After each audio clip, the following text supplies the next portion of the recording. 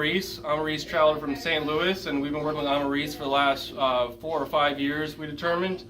Amaris has a true Syme's amputation, so there is no distal cancellous bone on the distal end of her leg. She just literally has a tibia and fibula that extend distally and then that protrude to allow her to have a medial and lateral malleoli. So inside of her leg, if you took an x-ray, she has 2 bones down there just like that. So they're pointy on the bottom from where your medial and lateral malleoli would be. And below these malleoli distal aspects, she has a heel pad, and the heel pad has adipose tissue in it that you can use to distal end bear. So she's been successfully doing that for several years. She came to us with gel liners, and we transitioned her to P-Lite.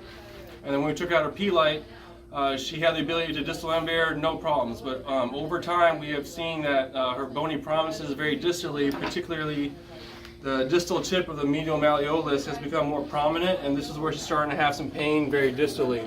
And we theorize that her heel pad has thinned out a little bit in the fatty tissue. We attempted to get a scan to compare a radiographic image we have of her from several years ago to now, but we weren't able to do that. All we were really able to do is go off of her feedback and palpate manually to kind of determine what her issues are. So I'm going to have her remove her prosthesis real quick. This is a stovepipe P-Lite that we use pretty common here for amputations that we can get away with, and we're going to take this off too, and I'm going to kind of show your whole skin on the race, okay? Take your sock off. So this is her Syme's amputation.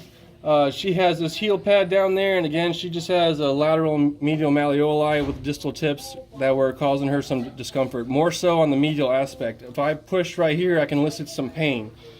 And so over time, this has become more prominent and more painful for her. Not so much laterally, but you can still palpate laterally to determine that it is a protuberance down there that causes some pain. So what we did differently this time around to try to minimize her discomfort that she was having, because all her pain was directly related to the bottom. This protuberance down here on the very bottom. So what we noticed here, if you look from the side real quick, just relax your leg some.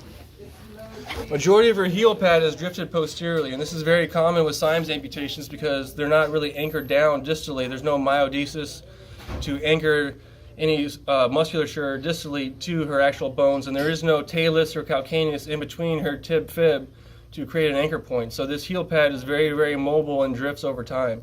And it's very common over time, this drifts more posteriorly. As this drifts posteriorly, you get more pressure and you have less fatty tissue underneath the distal tip of the medial malleoli to provide adequate coverage so she can distal end bear without pain. So the way we casted her is I physically manipulated her tissue to bring it more anteriorly. And Amaris can contract her muscles a little bit from where her dorsiflexor is attached to her foot before she had this performed here. And so demonstrate how to move your muscles for me up and down so you can see how she moves that. And so I actually had her hold the up position. I had her hold this position when I casted her, combined with applying some posterior force, trying to bring this heel pad more anterior to give her adequate cushioning on the very bottom. And so literally all we did was a little bit of manipulation of the heel pad. She contracted her muscles, and I actually casted her with a sock over her skin to hold tension to allow this heel pad to be as distal as we can to provide soft tissue coverage over that medial malleoli. And so that's what we did different for this cast. We've had to do this twice with her now.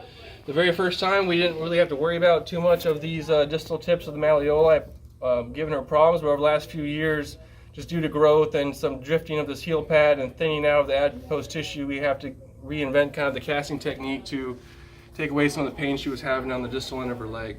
And so we did that, and we did a test socket, and she had immediate relief from the way we casted. So we didn't modify anything differently, we just casted differently.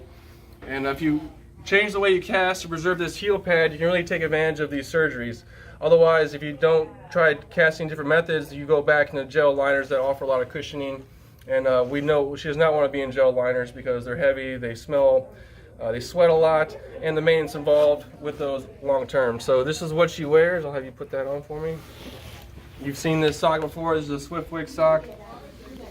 This is her P-Lite she's wearing, stovepiped.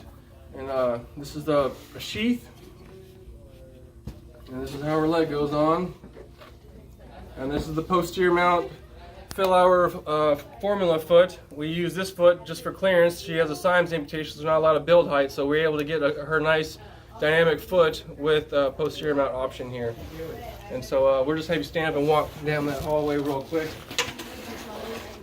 So that's right through there.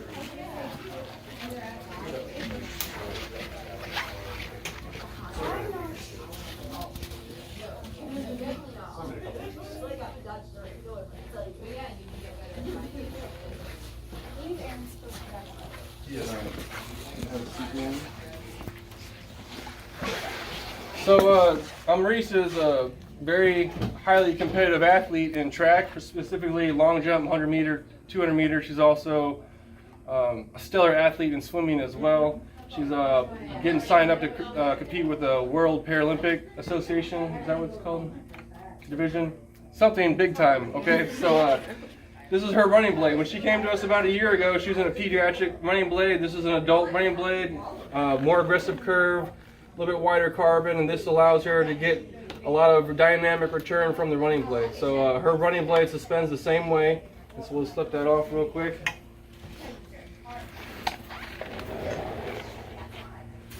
You can see the easy donning and doffing process of this, and there is no pistoning, no migration of her residual limb in the prosthesis.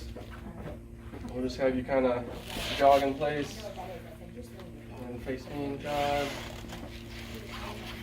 and then we'll just go down there and back.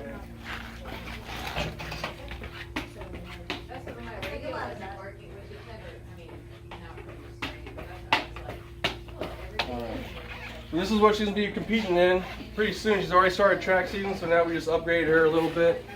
And she has prom this year, so now she has this awesome prosthesis with a distal mount foot, only to allow her to adjust a shoe and walk in high heels. So this is a little treat she got to have today, and so we're happy to provide that to her so she can participate in activities she wants to do without having to worry about not being able to wear fancy shoes that, you know, people like to wear sometimes for different things.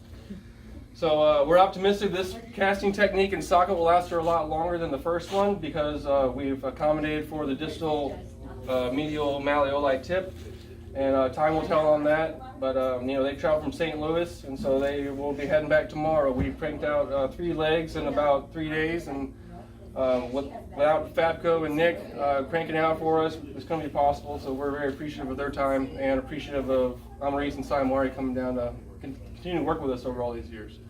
So that's it.